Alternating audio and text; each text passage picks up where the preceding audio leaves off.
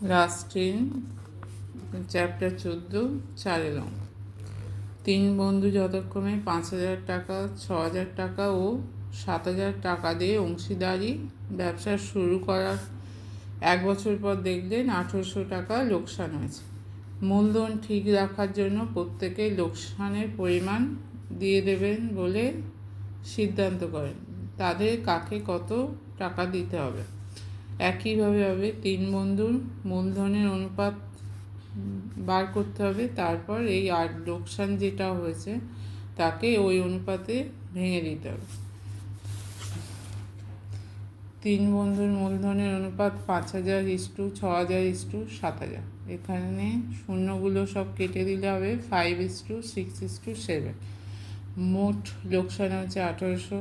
তাহলে প্রথম জন লোকসানের টাকা দেবেন 1,800 গুণিতক 5/5 + 6 + 7।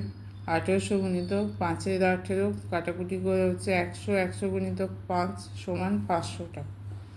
দ্বিতীয় জন লোকসানের টাকা দেবেন 1,800 গুণিতক 6/5 + 6 + 7।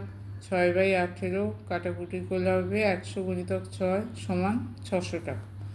তৃতীয় জন লোকসানের টাকা দেবেন 1,800 গুণিতক 7/5 + 6 + 7।